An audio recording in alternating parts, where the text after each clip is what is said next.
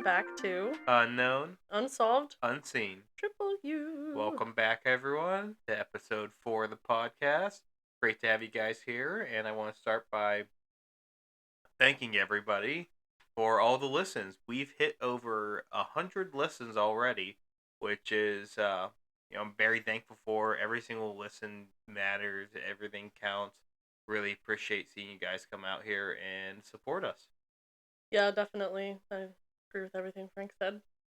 So we're going to get into Spooktober here and talk about some creepy haunting things. Yeah, I mean, this is really more like a history with some mystery and haunting. History, mystery, and haunting does not rhyme with either, so No, but close. find a word. So the whole thing is not about a haunting, but it is about someone who I believe to be very interesting. And I think that hopefully you all will also find him very interesting. Who is said individual? Today we're going to be going on a little bit different of a journey, Frank. Said individual is Edgar Allan Poe. Like Poe from Kung Fu Panda? No, no, no, way different Poe. No, we're heading back to the 1800s, to the mysterious death and supposed afterlife of the famous author and poet Edgar Allan Poe. Oh wait, he did poetry? Please tell me you're kidding. I don't know if I'm kidding or not. I forget. I don't know. Yeah, he did poetry. He did novel writing, and he also did short stories. He did a lot of familiar things. with short stories and novel writing. So he did poetry. Yes, he did. That was Poe a sad joke. So Poe had a tree. Sure. So I'm sure that if you're a fan of old horror or eclectic writings, you've definitely heard some of Poe's famous pieces. So like The Raven, Telltale Heart, Fall of the House of Usher. Or if you are an NFL fan and you are a diehard fan of the Baltimore Ravens, then you've probably heard of Poe because the team is named after him. Well, after his poem, The Raven. Oh, I didn't know that. Wait, that's a poem? Yeah, technically. Oh, I thought that was technically a short story. I don't know. I'm not the brightest on that stuff. Either way, it's a famous piece of his. Oh, and if you want to, if you've ever read The Fall of the House of Usher and you want to read a modern thing on it, I would highly recommend What Moves the Dead at Night. That's a great book by T. Kingfisher. I read that earlier this year. That was a good book. It's based on Poe's writing. Oh, cool! I didn't know that. Yeah, it's a retelling of it, but different. I liked it. All right, neat. All right. So, who was Edgar Allan Poe? His we're gonna go through his history because to me it's fascinating. Because the 1800s was such a different world than what we currently live in. Many of the things that happened in his life would not be acceptable now. All right. So, who was Edgar Allan Poe? So Poe was born on January 19th of 1809 to Elizabeth Arnold Poe and David Poe Jr., but he actually never really knew them.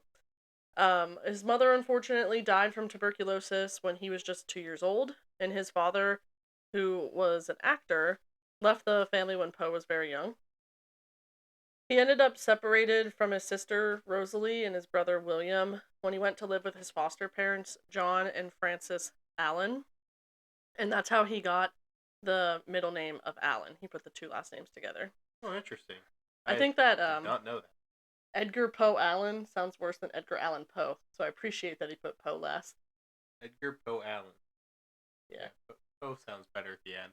Because Allen at least sounds like it could just be your middle name. Yeah. Yeah, I agree. His foster parents were from Richmond, Virginia, and this is where he would spend most of his life growing up. So you might be thinking, if he lived in Virginia, why is he associated with Baltimore? Yeah, that's what I was wondering too, because I thought he was a Baltimore girl. That would be because that's where his biological parents are from, and he often went back there.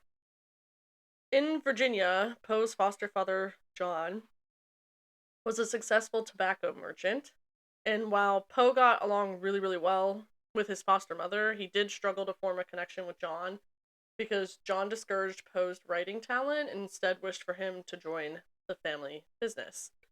Poe did spend some time working for the family business, but it is reported that he cared so much more about poetry and writing than profit for the business, and so he wrote poems on the back of Allen's business papers.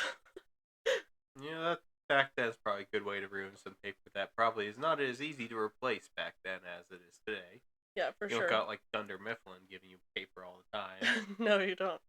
So unfortunately, money became a big issue between Poe and John because Poe wasn't interested in the family business and would have rather wrote instead.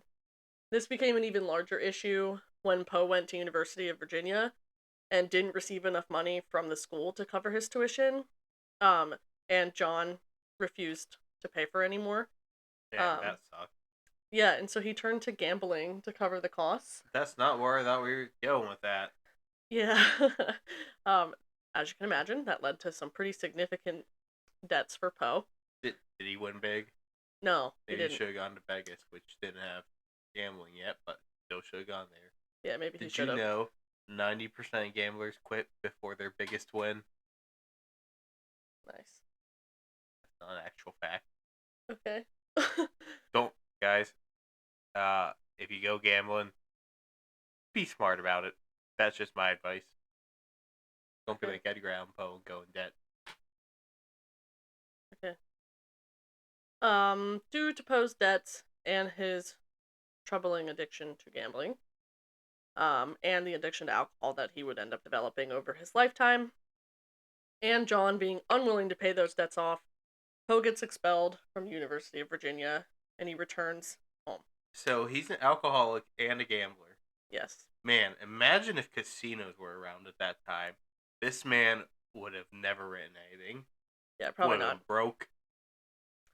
So after returning home to Richmond, Poe met and fell in love with a woman named Jane Stith Stannard, who weirdly looked very similar to his mom. Oh dear. Are Yeah. you going where I think you're going?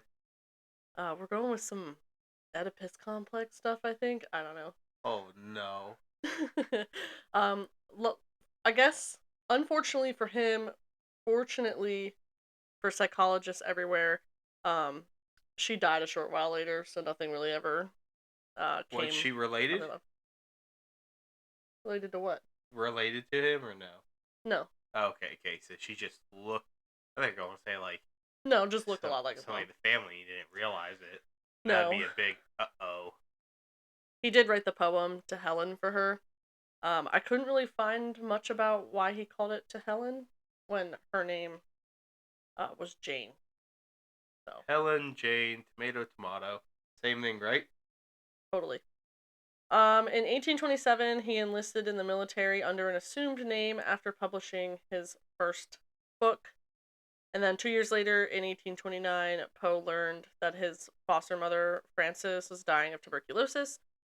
And he unfortunately did not make it back to Virginia in time to see her before she passed away. But while he was home, he did briefly make some peace with John. And John got Poe enrolled at West Point. Poe moves around to a lot of different career paths in his life because he can't stick to anything. That's will be a rolling theme from now on. And so while Poe excelled at West Point in his studies, he did fail to complete all of his duties because that is a military academy, and he was once again expelled from another school. How old is he at this point? He is 20. Wow, that's a lot to do before you're 21. Man, Yeah. he's younger than us at that point. Yeah. So he returns home from West Point once again to find out that John had remarried so soon after his foster mom's death. Sometimes you just gotta move on. Yeah. Apparently, John's one of those guys. Yeah, this became the final fallout between Poe and his foster father. But truthfully, it was really when Poe like finally admitted to his foster father that he would rather write than like do anything else. And so John cut Poe out of his life completely and sent him on his way on his own. And not only did he cut him from John's life, but he also cut Poe from his will, continuing to leave, like for when he died, continued to leave Poe in poverty for the rest of his life, but instead used the money that he had taken from his business, like gathered from his business, to support illegitimate children he had with other women. The 1800s of it all, my guy. Man, this is some wild stuff. It is. So this man, his wife died. At the same time, apparently, he'd also been going around town, Yeah. getting more kids. They got a new wife after his first wife died. And then cut off, like, well, this was Poe's uncle? This is his dad, his foster father. Okay. Any blood relation or no? Oh. I guess he kicks out his foster son then and then goes for all the illegitimate children. Yep. Whack. Yep.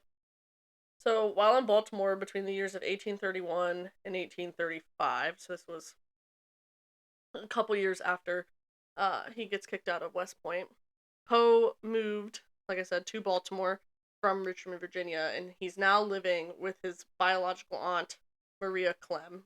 So now back into family, like blood family. Yes. And that also includes her daughter, Virginia, so Poe's cousin. They all live together, the three of them. Alright, where are you going with this? Uh, he began to devote serious attention to Virginia, and not in a like friendly, platonic, I'm your cousin kind of way, but more like a you're my muse and I'm so in love with you. Oh dear. She apparently felt the same way. Oh dear. Because in 1836, Poe and Virginia married. Guess how old she was? How old? 13. How old is he? 27. Oh, incest is not wincest, especially when underage. Oh Yeah. dear. Oh my. He was over twice her age. As someone who works in the forensic therapy world, I can assure you, she could not consent to this marriage. So would this be grooming? This is grooming. This is incest. This is child marriage. This is all of the above. So how'd the aunt feel about this? Apparently, she was fine with it because she allowed for her daughter to do this. Oh my. What a time to not be alive. Man, I'm happy we're alive in today's society. Holy moly. Yeah, I mean, again, this is the 1800s of it all. How many people did he really have to choose from, I guess? There's probably plenty of people to choose from. You're probably right. I'm just trying to give Poe some credit here. Unfortunately for him, though, he once again lost someone important in his life.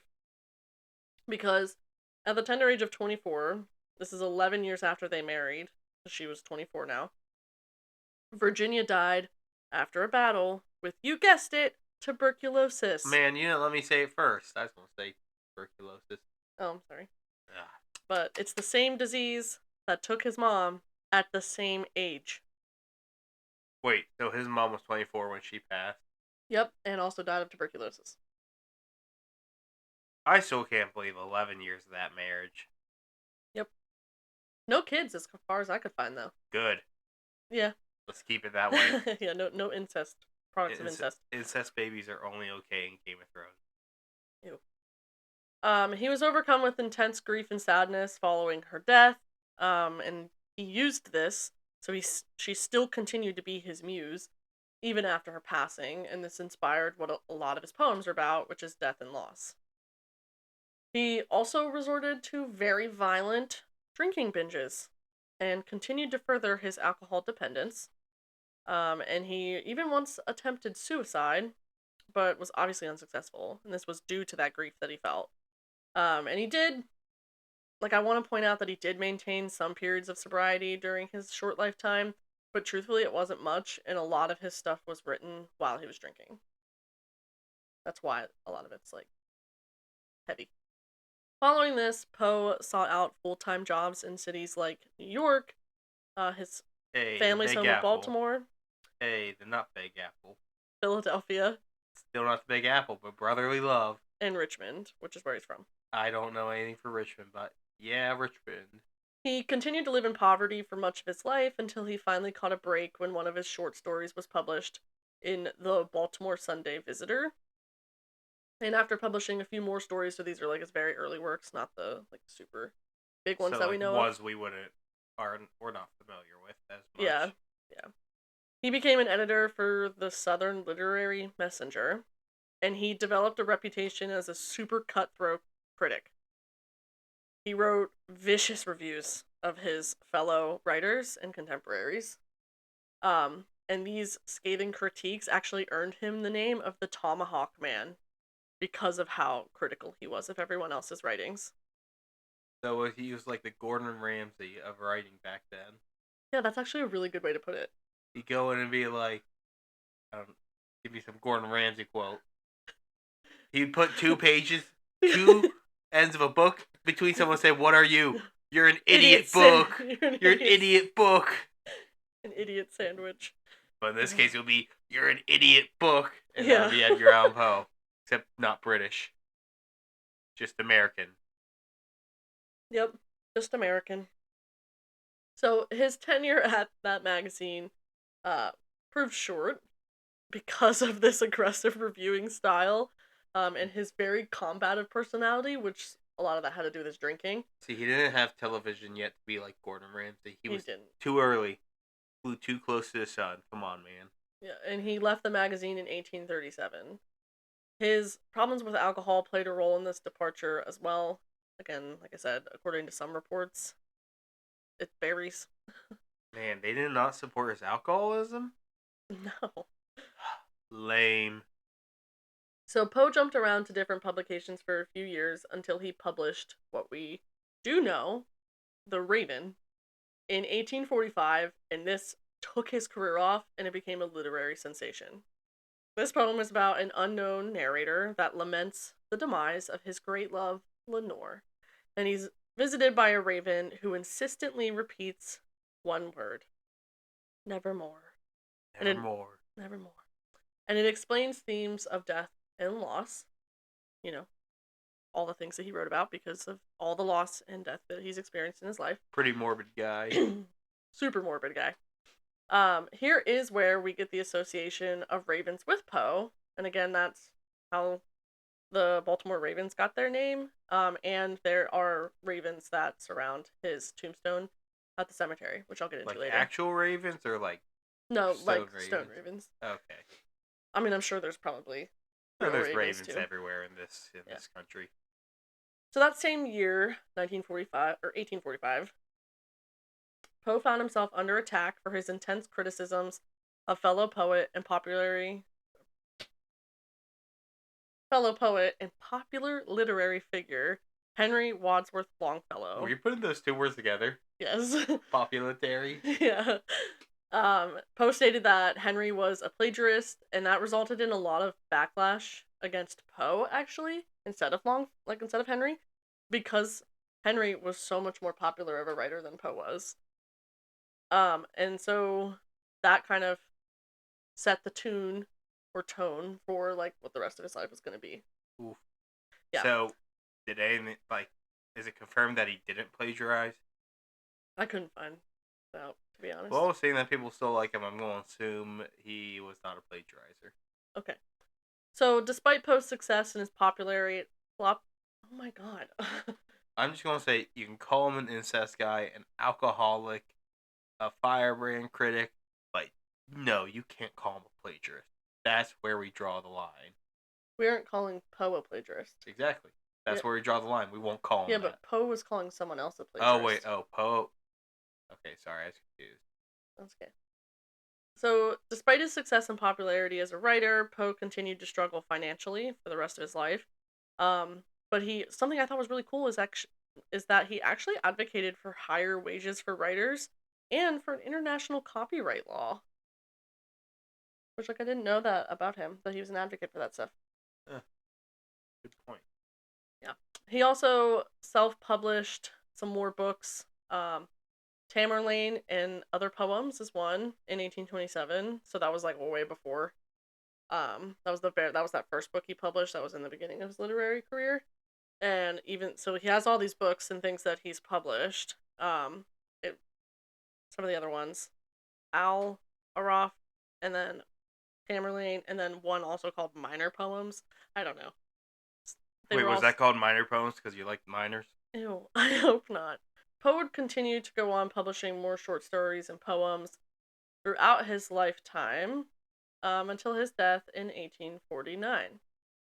Here's where we get into some interesting stuff. Oh, spicy stuff. No, not your definition of spicy. Okay, fair enough, but intriguing, is that a better word? Yes, intriguing I for sure. forgot we use their words differently. So Poe's official date of death was October 7th, 1949. So almost exactly 175 years ago, which is like crazy to think about. Jeez, that is. Whew, that's old. I know. And he was only 40 at the time.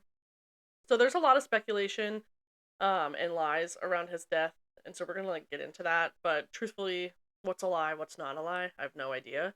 There's a lot of different accounts of what could have happened to Is him. his an unsolved death? It is technically an unsolved death. It's solved technically, like he has something written on his death certificate, but there's many people who don't believe that's actually what happened. Like the unsolvedness of this. So, what year again did he die? 1849. Okay. So he's only 40. I think I said 1949 earlier. You might have. It's 1849. Hey, if he lived to 1949, damn. Um, so Poe left Richmond, Virginia. That's where he was at the time, on September 27th of 1849, and he was reportedly on his way to Philadelphia. There are a few different accounts of like what he was traveling for. Some say it was for a speaking tour to raise funds for a literary magazine that he had hoped to publish. Others say that it was to help a fellow poet edit her poems for publishing. And some say that it was to pick up his aunt from New York to bring her back to Richmond for his impending wedding to like another woman that lived there. I couldn't figure out who she was. And it's all enough that there's probably a lot of different stories out there. Yeah. On the day that he left, so that September 27th, he was expected to board a ferry that would travel from Richmond to Baltimore to Philadelphia and then on to New York.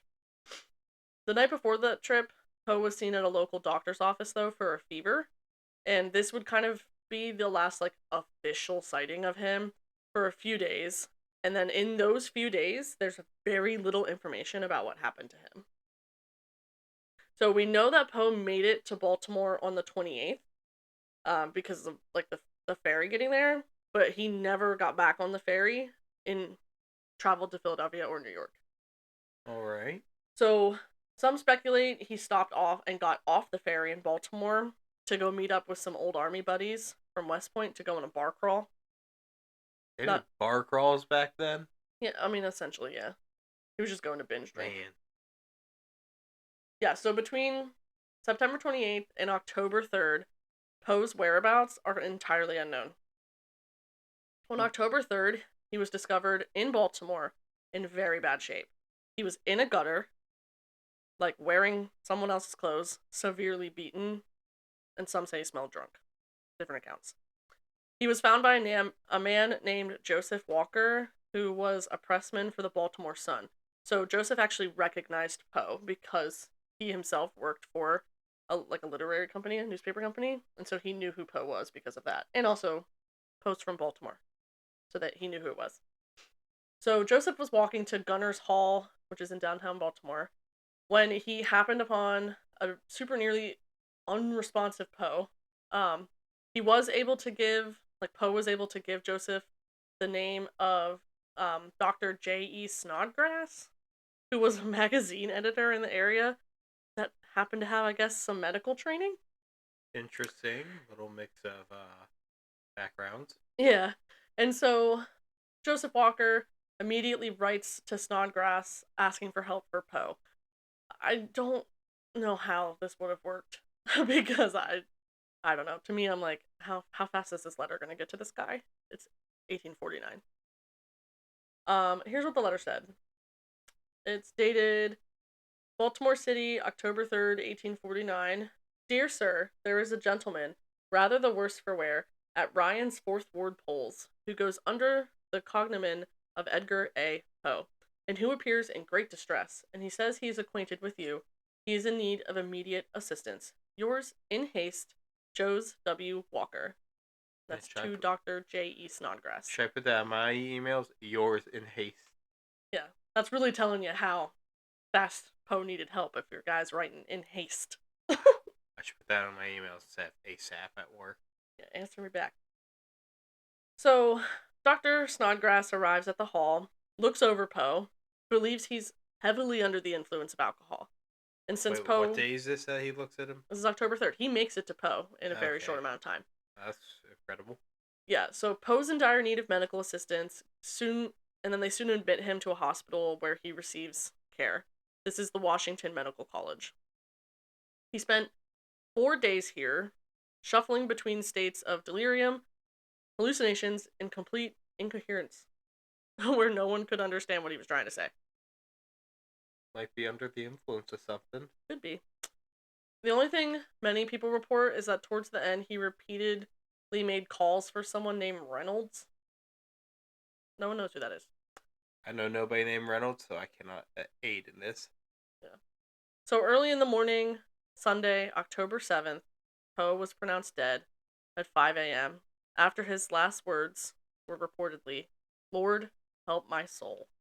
I thought it was going to be Nevermore. No, that would be good, though. Somebody could easily write that and people would probably believe it. Hey, you want to start a misinformation train? No. There are a few strange things that people point out about his death, obviously, and the mystery surrounding those last few days of life that no one knows what happened. So one interesting theory that people have is that Poe was involved in a voter fraud scheme called cooping. Cooping victims were basically kidnapped, beaten, dressed in disguises, and then forced to vote for a gang's corrupted candidate under different names each time. I heard this theory a while back. I don't even remember where I heard it. That's the only theory I've ever heard about his death. Yeah, there's a few others, which we'll get into. So as a reward for each vote cast, victims were treated to a glass of beer or a shot of whiskey, so that would have enticed Poe. Or if they didn't comply, they were force-fed alcohol or continuously beaten until they complied or were basically dead or dead. Okay, I take the shot of whiskey probably instead of death for getting beat. Yeah, same. This practice was especially popular in Baltimore during the mid-19th century, and it does fit nicely with how Poe was found near a polling place, which was actually a local tavern. Apparently, that was common practice in the 19th century to have voting take place in drinking establishments. I don't know if that got more people to vote. I think taverns today are more just drinking only, but taverns back then, I believe, did serve as also as like hotels. True. I didn't think about that. Yeah, so they're a bit more multifaceted than what we see today. That makes sense. The big words from Frank. So, he was found in another man's clothing, and clearly to some, he was under the influence, so kind of fits in line. He was, like I said, found in another man's clothing that these didn't appear to be his own. He was usually seen around in a black wool suit, but instead, on this day, was wearing a cheap, ill-fitting suit and a straw hat. The disguises aspect of cooping could explain the bizarre outfit that Poe was wearing when he was discovered. It was also election night that day, and the hall that Joseph Walker, the guy who found him, was headed to was polling place 3 for Baltimore's old 4th Ward. So that's why he tells Snodgrass that's where he's at. He's in the 4th Ward. So truthfully, it's entirely possible and logical. This is what happened to Poe. Like, that's what most people believe. That's some good supporting evidence. Yeah. The museum that I'll talk about later that's actually dedicated to Poe, they have multiple newspapers about his death, and various theories and stuff. But ultimately, that museum also identifies that this is the most likely of what happened to Poe. All right. So take that as you will, I suppose.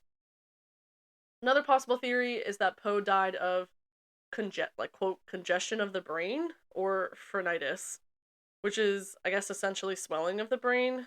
At the time, this was unfortunately a common way of politely saying that someone's cause of death was from alcoholism. So that's just the blanket term for alcoholism. Yeah, dying by alcoholism.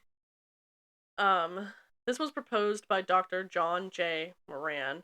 He was the attending physician presiding over Poe's clinical case while he was at Washington Medical College.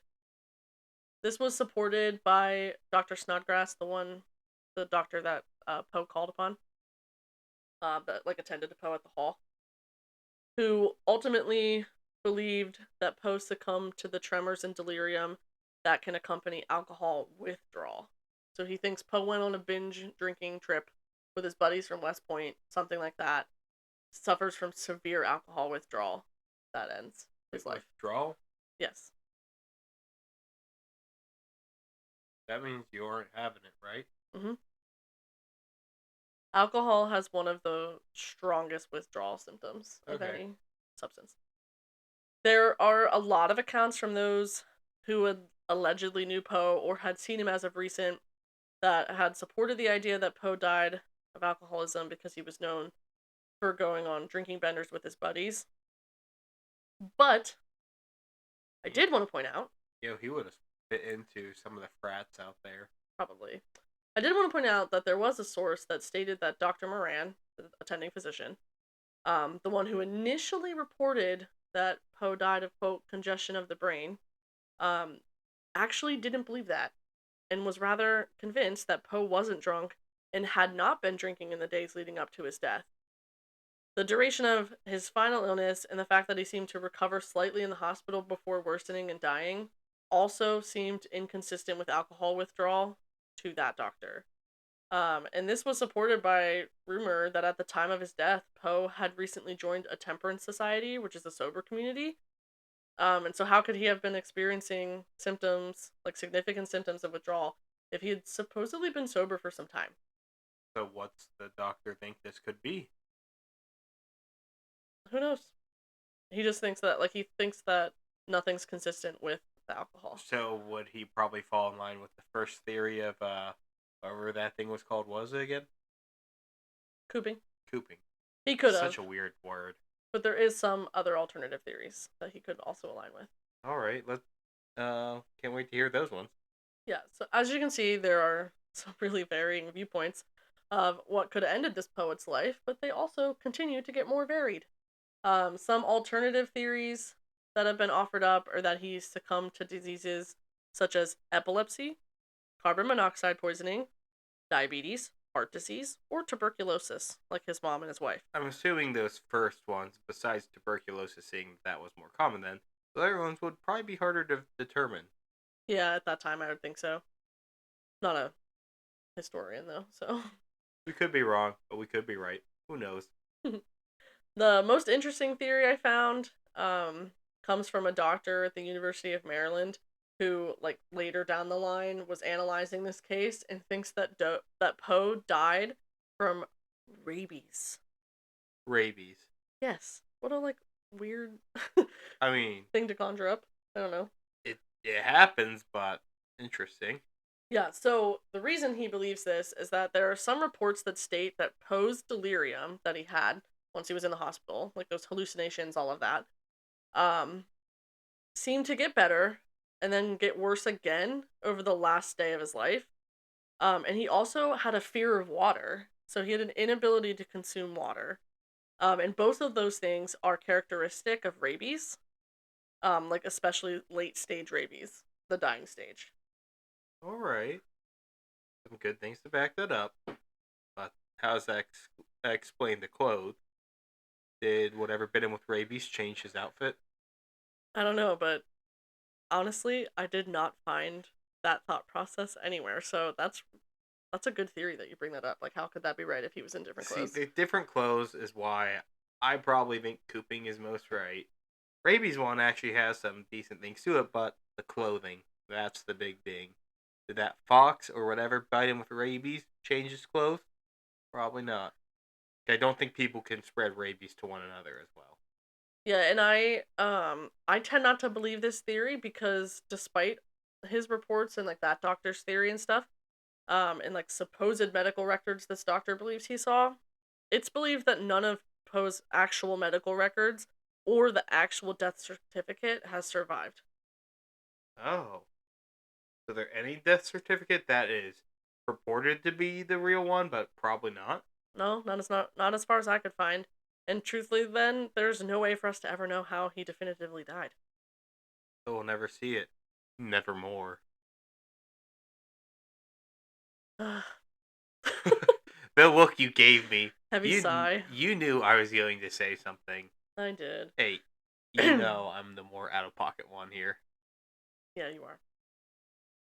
So following Poe's death, his reputation was, unfortunately, tarnished pretty significantly by another literary adversary of him. Again, remember he was a critic who wrote scathing reviews of everybody else. This guy named Rufus Griswold. And in his short life as a critic, Poe had written many negative reviews of Griswold's publishings, and so this was Griswold's way of getting back at Poe. Griswold ended up writing the first biography of Poe's life, and this is like how we get such a negative view of him, because he portrayed Poe in his biography as a, quote, gifted yet troubled writer who was mentally deranged, a drunkard, and a womanizer. Oh, well, greatest enemies are your best biographers, I guess. I don't think that's the expression, but you know okay. what? Definitely is in this case. So, despite these fabrications by Griswold, and that Poe never had financial success in his life, obviously, because we know who he is, he still became one of America's most enduring writers. I believe that our high school did one of Poe's poems for one of our plays, but I can't remember. I didn't go to all of them, so I don't know. Yeah. You're asking the wrong guy who didn't pay enough attention to things in high school. And so, now for Poe's afterlife. Poe's buried at Westminster Hall and Burial Ground, which is located at the southeast corner of West Fayette and North Green Streets in Baltimore. He was first buried in an unmarked grave at the back of the cemetery in 1849, so the year that he died, when he was first buried. Before being exhumed and reburied in 1875 under a monument. The story of how he gets this monument, I think, is the cutest thing ever. He was moved because the school children of Baltimore raised money through a project called Pennies for Poe, and then the monument was dedicated to him, and it's at the entrance of the cemetery. Pennies for Poe. Pennies definitely probably were worth a lot more back then, so. Yeah, they definitely went a lot farther back then than they do now. Man, you need like dollars for Poe nowadays, and a lot of it. Yeah.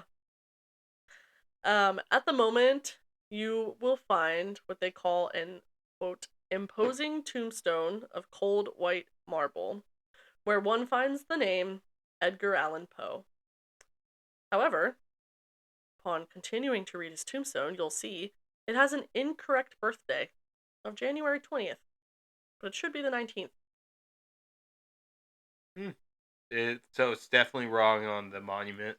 Yeah, and no one has any idea how that happened. Hey, that's what happens when you let kids run Pennies for Poe. Hey, who don't probably make fun of the don't kids. understand math. Don't make fun of the kids. They were doing their best. Then who would I direct my make funning of? I don't know, someone else. Alright, whoever made the monument, tisk tisk tisk. Shame on you. However, Poe is not the only one that is buried underneath this monument.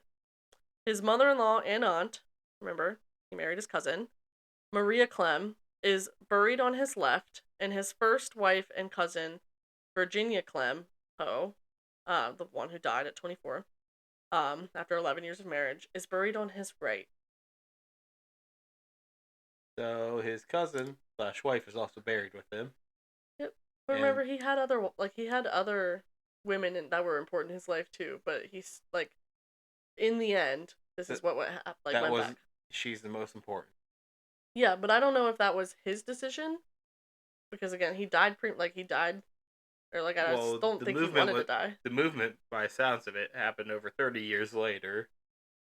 Yeah, so it could have been Maria's choice too, aunt. She was still alive at the time, as far as I'm aware. Oh, because he was on his way to go get her to bring her back. Well, wait. his grave got moved in 1879 to this location you're talking about now, right? Or are you talking Yeah. about pre-move? No, in 1879. Okay. So was the aunt still alive by then? I believe so. I believe, if I recall, I saw. But yeah, Oh, damn. That is old for back then. But okay, go ahead. I think she was in. Like, remember, Poe's like her daughter was 13 in like the 30s, Okay. right? So his aunt's not that like can't be that much older than him unless she had kids like super late in her life. Still, I mean, life expectancy back then is different than now. So I still think relatively old back then. So Yeah, I mean that's old now though too. She okay. was in her 80s. I could not find any exact dates for when this next part started, but for decades, an anonymous, mysterious visitor dressed in black with a wide brimmed hat, a white scarf, and a silver tipped walking cane has honored Poe's correct birthday, January 19th, by leaving a half filled bottle of cognac and three long stem roses at the foot of his monument. When did this start? I couldn't find an exact date for when it started, but it started not too long after his body was moved to the monument. Interesting. Mm-hmm. The mysterious visitor usually visits the monument in the wee hours of the morning, sometimes between like midnight and 6 a.m., but it's never after 6 a.m. or before midnight. It's always on the morning of his true birthday, January 19th. This visitor was never identified, and nor has anyone ever gotten close enough to like unmask the visitor to see who it is. So the true, like, no one has any idea who it was. The true face of this individual visiting the poet has never been identified. That's interesting. Yeah, and he was nicknamed, or they were nicknamed, the Poe Toaster by a group of onlookers who, after they caught on to this tradition, would wait close to his grave during the morning of his birthday to watch the visitor arrive. So the Poe toaster, like to toast to somebody, not like a toaster that toasts toast. Yes. Nobody knows why the Poe Toaster toasted the writer with cognac. I don't know why. I just get the Poe toaster. Sounds funny. Yeah. So no one knows why why the individual would leave the half drunk bottle of cognac. Because that didn't appear in any of Poe's work. There was another alcohol that probably would make more sense, but I couldn't figure out how to pronounce it, so I didn't include it in here. But you're welcome to go look that up if you care enough. Um, but yeah, no one knows why it's cognac. But as for the roses, they believe that it represents the three persons whose remains are beneath the monument. So Poe, Virginia Clem Poe, and his mother-in-law Maria Clem. Well, that's a good conclusion there. Yeah. And in 1999, a note was left on the grave stating that the quote torch had been passed and that the toaster had died, leaving his sons to carry the tradition. In what year? This was in 1999. Wow. Yeah. So it was probably like in the early 1900s or so, I guess, that the visitor started. Okay. Unfortunately, things were different though with these sons because the sons didn't take the tradition as seriously as their dad did. Sometimes they would show up as the toaster in their street clothes instead of that outfit that was worn every year. Sometimes notes were left that were completely off target to what was like, I don't know, So for were his they monument. able to figure out the Poe toaster through these sons who are bad at the job? Nope. And the crowd around, so like there was a gentleman, I think his name was Gerard, who was kind of like, I guess, in charge of finding the notes that were left by the Poe toaster. Like he worked for like a local historical society nearby. And so if the notes were like super off base and like had nothing to do with Poe or were poorly written, he would tell the crowd that gathered around there that the toaster had come and gone without leaving a note because he didn't want to like crush the people's dreams of reading them a stupid note. I'm sorry, guys. They didn't come here. I'm just covering the fact that they are idiots. Yeah, exactly. So the last time that the Poe toaster toasted Poe's grave, that's a funny sentence. The Poe toaster toasted Poe's grave. Was in 2009, and the Suns only had it for 10 years. And it officially ended in 2009 because the visitor never showed up. So the last year was 2009. They were hoping they'd show up for 2010. They didn't. So they believe that it would get officially concluded in 2010. Some speculate that maybe it was time for the tradition to end. Some say the crowd may have scared off the toaster. Others say that the sons weren't as dedicated to this as their dad was and just truthfully didn't care. It sounds like the sons weren't dedicated. Yeah. Which makes me sad because, like, what a cool thing. Like, to have this mysterious mystery of someone showing up at your grave and you're like, it's like you pass something on to your kids and your kids are like, actually, we don't care. And we're done. Yo, maybe if we get big enough, we can continue on the tradition with merch by selling a Poe toaster every year on the day. Please tell me you don't mean an actual toaster. Oh, I do mean an actual toaster. Okay, A we're gonna have Poe, to figure out the logistics of that a because I feel like Poe, that comes with liability. a Poe toaster that toasts toast. With Poe's face on it. Mm-hmm. Poe toaster, toast and toast. That's a good idea right there. Okay, write it down. $1 million idea right there. We are copywriting that. I'm going to go on a Shark Tank and be like the Poe toaster that toast toast, and they will not buy into it probably. No, we're trademarking that. Nobody steal it. This is probably the dumbest thing to trademark or copyright. Yeah, I really don't know who would want to put their money into that, but you never know, I guess. So, one other thing that I found interesting, and I only found one account of this, so I don't know how true this um, is that there's a satirist who lives in Baltimore that, like, is super controversial. I think he's like a comedian and a satirist, I don't know. Name H.L. Mencken, or Mencken. He concludes his drinking parties, like, because again, binge drinkers seem to be the theme, I guess, by walking over to the Westminster Hall and Burying Ground and urinating on P's grave out of what he calls respect. Urinating on whose grave? On Poe's grave. He said urinating on P's grave. Did I? Yeah. Yes. So urinates on Poe's grave out of respect. Yeah. I was so caught up in how weird this is that I mispronounced it. I don't see the respect in that, I'll be honest. No, I wrote in my note section, I have no idea how this is out of respect, LOL. I know you're just going to say, ew, gross, because that's what I would have put in my notes if I did this. It also is gross. And again, forensic therapist here, I'm sorry, that's indecency. Like indecent exposure. Public urination is a charge. Why are we doing this on Poe's grave at the front of the cemetery? This guy's weird. Yeah. Weird alert. No, thank you. No, thank you. So, Old Stone House, it was built in 1740 and sits in Richmond's Shockoe Bottom District. Or Shockoe? I don't know. Yeah, I apologize if I'm saying that incorrectly. I actually have a book that talks about the ghosts in that area, and I probably should have lent that to you for this. Yeah. So, German immigrant Jacob Egge built the house for his wife. Ege. Egg. Yeah, it's German, so. Know. This family kept the house until 1911, I believe. I believe that, like, Poe's family rented it out. But the family itself kept the house, and it was then purchased by the Preservation Virginia, or known as the Association for the Preservation of Virginia Antiquities.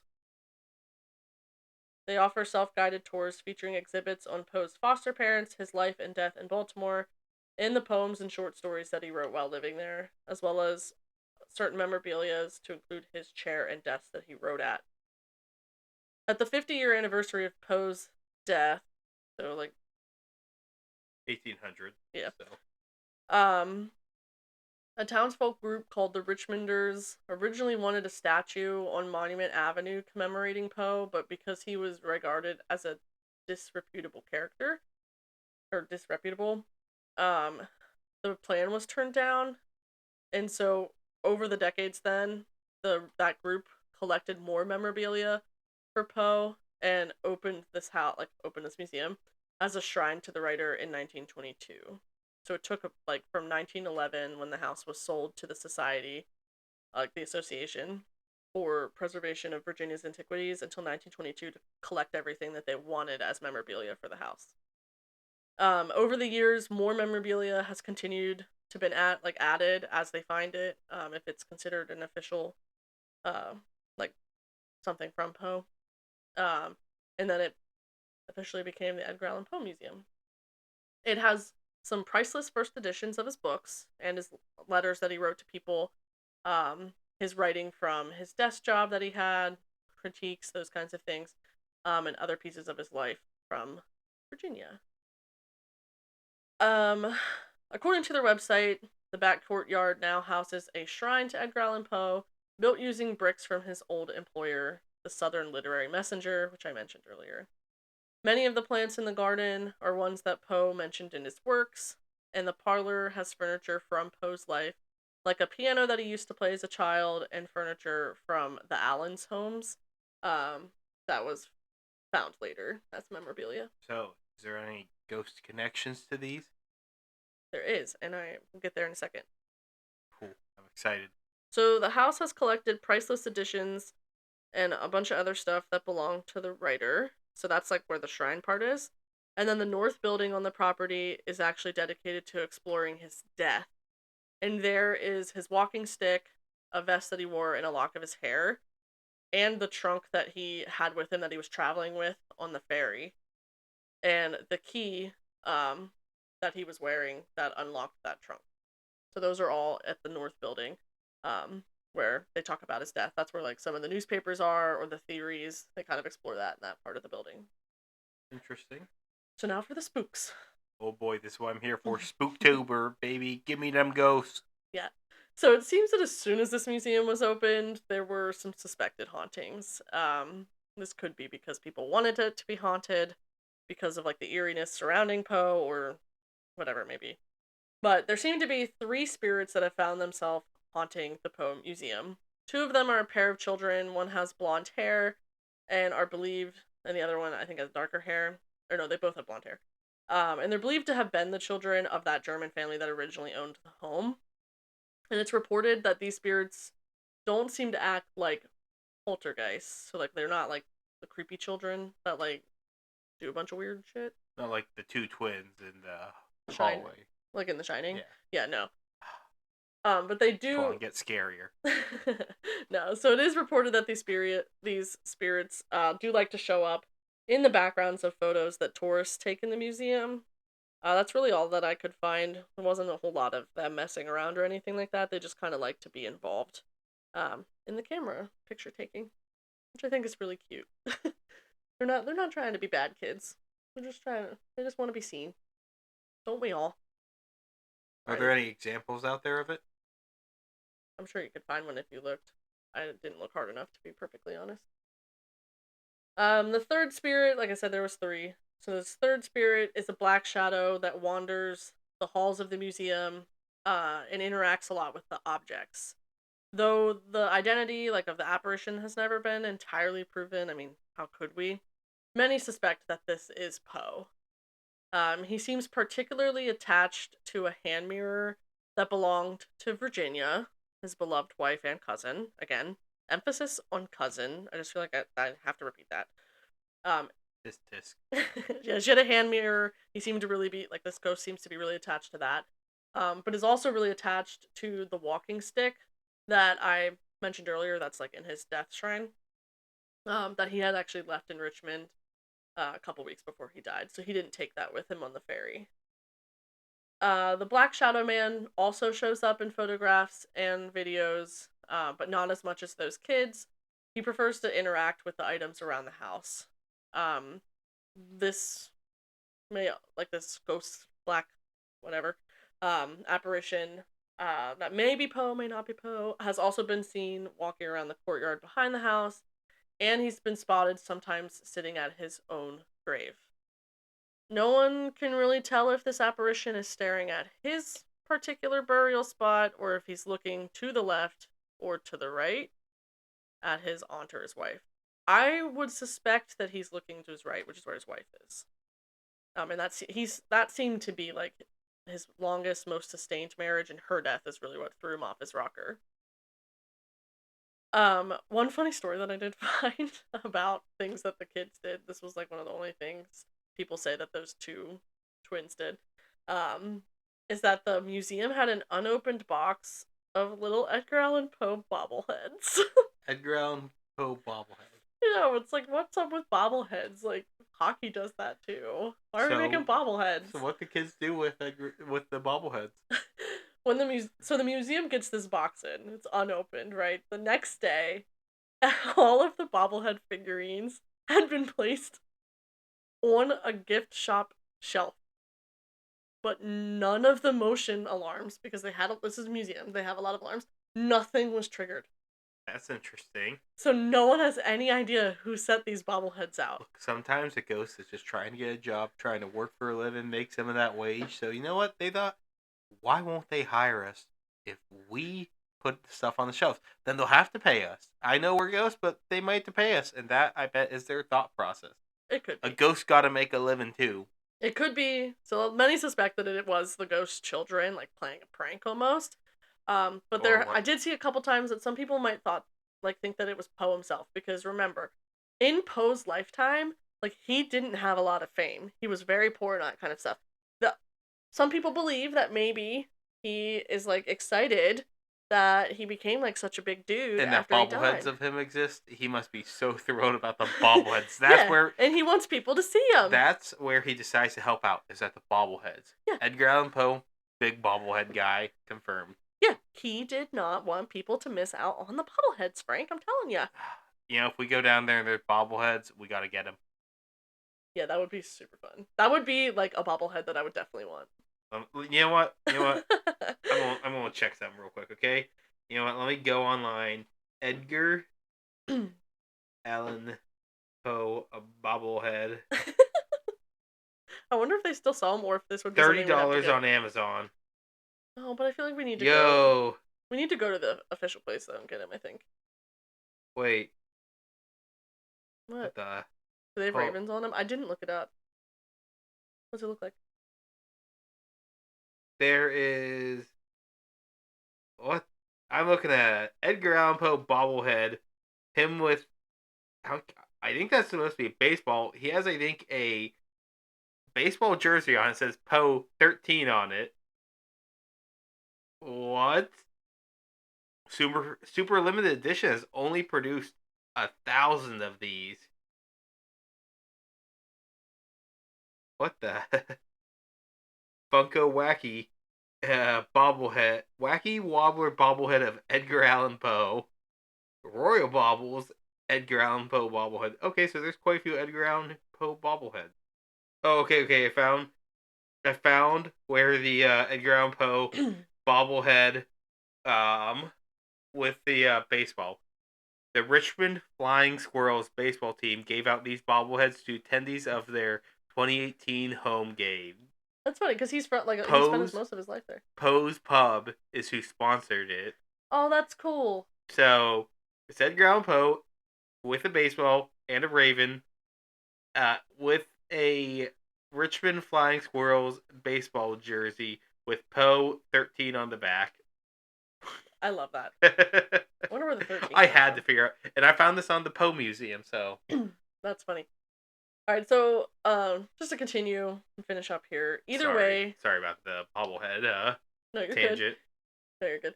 Either way, there have been more stories of ghostly encounters, strange sounds, footprints, other ghostly activities that happened at this museum. Usually they say it's more of like it's verbally kind of passed on as people visit the museum, so there wasn't a lot of too many unique written ones. So, Frank, what do you think happened to Edgar Allan Poe? I know you spoke a little bit earlier about Cooping. it. I'm gonna go with the cooping. Any particular reason? Different clothes. That's the big thing. Yeah. I don't see other reasons for the other clothes. And didn't you say he was bruised or something? Yeah. Yeah, I'm going to go with cooping. I think there's plenty of things for that, but technically it's not cut and dry fully because we don't have a full reason. I'm also curious, has anyone actually investigated like Poe's grave or the museum? They've done like an actual investigation? Like ghost investigation? Yeah. I don't know. Do we need to put Zach Baggins in there while he goes around screaming around? Maybe. I wonder if Ghost Hunters did it.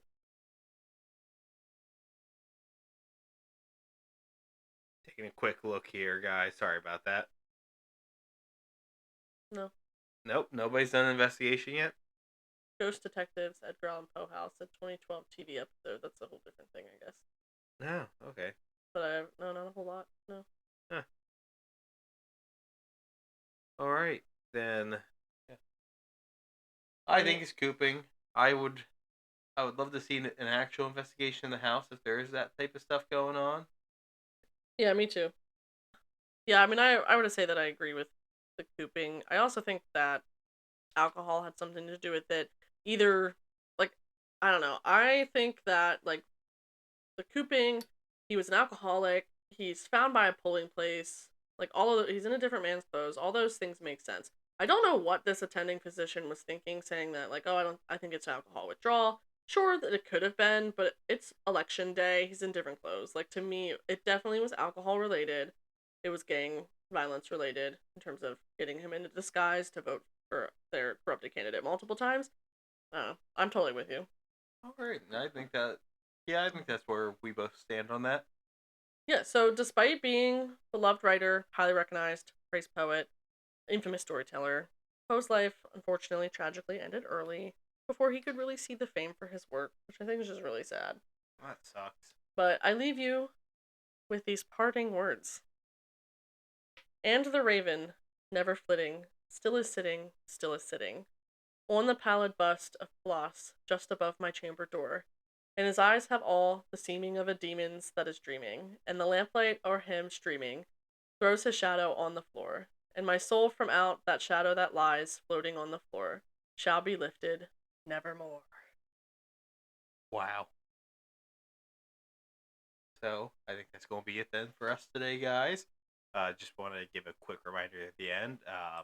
Go follow us on Instagram or X. If you guys give us a follow on both of those, give a follow on the podcast on Spotify. A rate is greatly appreciated. And then if you're on Apple, give us a review and rate and follow. Everything's appreciated. Every little thing you guys put in helps a lot and goes a long way. So thank you for everyone's time here and all the support you've given us so far. We're very thankful. So then, Sage, ready to wrap things up here and circle back in a week for more spooky, ghostly tales. Yep. So then, guys, remember To look for. the unknown, The unsolved. the unseen. Thanks for listening. Bye, guys. Nevermore.